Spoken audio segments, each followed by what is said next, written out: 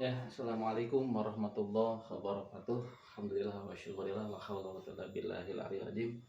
Ya, anak-anakku dimanapun kalian berada, semoga dalam kali ini hari ini kalian selalu dalam kesehatan serta lindungan Allah Subhanahu wa taala.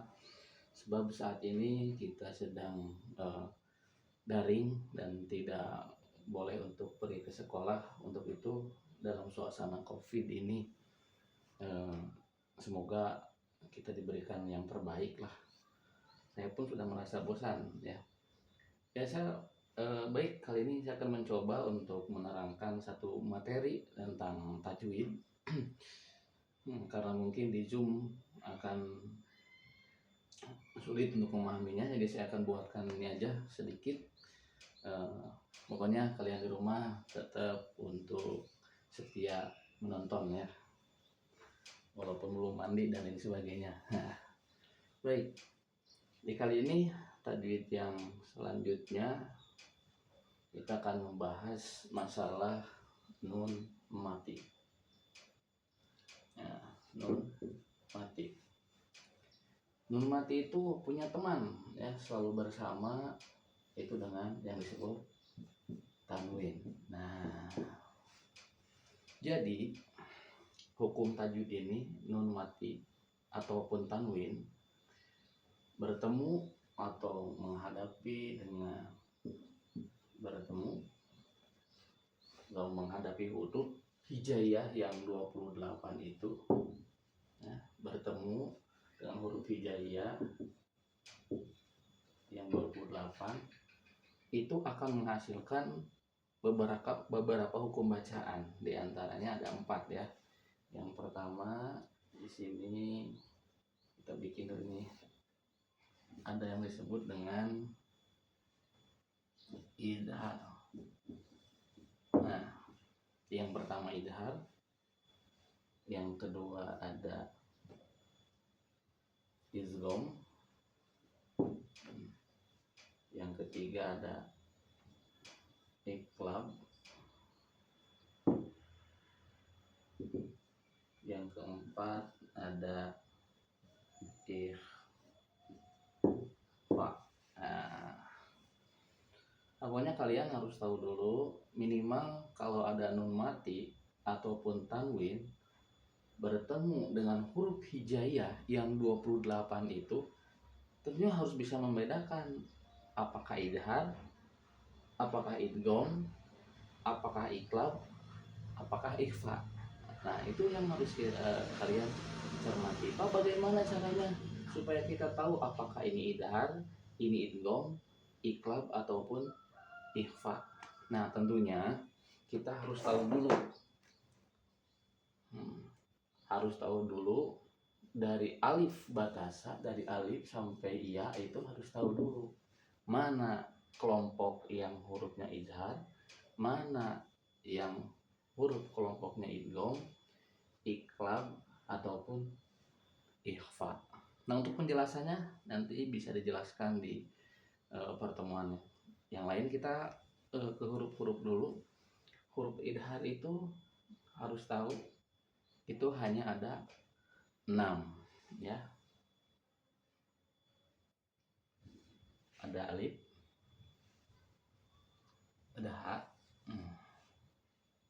ada ain, ada kha,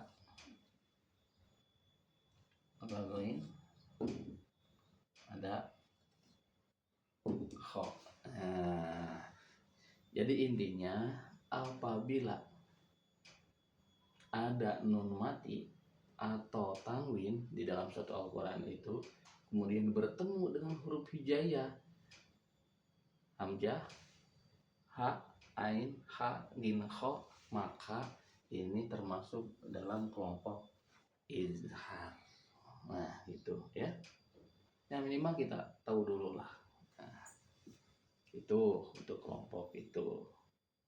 Saya ulangi, apabila ada nun mati ataupun tanwin, salah nih, maaf. Untung saja ya. Ada tanwin fathah, tanwin kasroh dan juga tanwin dhammah. Nah, bertemu dengan salah satu huruf hijaiyah yang 28, ada hamzah, ain, ha, gin, kho, maka disebut idhar. Idhar itu jelas. Jelas. Oke. Nah, baik, kita ke selanjutnya. Itu ada idgham. Idgham itu artinya apa? Memasukkan. Nah, huruf idgham pun itu sama-sama huruf hijaiyah, artinya yang 28 itu sudah terambil 6, berarti sisanya ini tinggal 22 lagi ada di antara ini. Nah, kita lihat.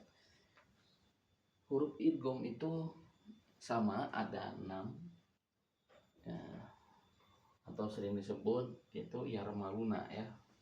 Ada ya, ro, mim, lam, waw, nun. Nah, ini. Jadi nanti apabila ada nun mati atau tanwin fathah, tanwin kasroh, tanwin doma, kemudian menghadapi atau bertemu dengan huruf yang 6 ini, maka disebut idgham. Oke. Nah, sebenarnya sih nggak usah terlalu banyak-banyak ya.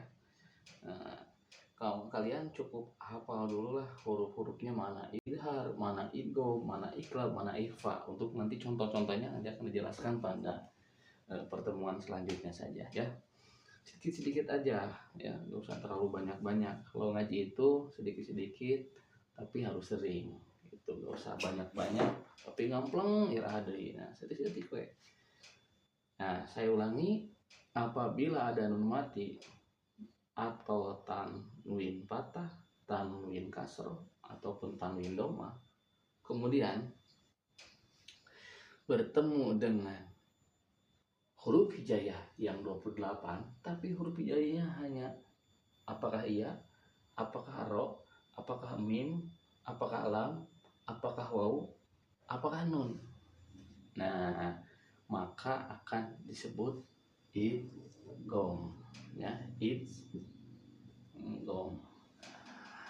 Oke, gak usah mikirin idgham dibagi berapa bagian Pak, gak usah, ini aja dulu sedikit-sedikit lah ya. Kemudian yang ketiga, nah ada yang disebut dengan iqlab.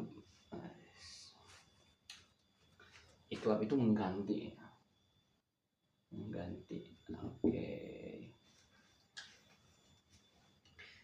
Huruf iqlab itu hanya satu, yaitu huruf ba. Jadi apabila ada nun mati ataupun tanwin fathah, tanwin kasroh, tanwin doma bertemu dengan huruf iqlab, itu hanya satu, huruf ba, maka disebut iqlab ya. Itu ya. Nah, jadi harus tahu nih yang 28 sudah terambil 6, kemudian ada lagi berapa ini? 6. Terus diambil ada 1.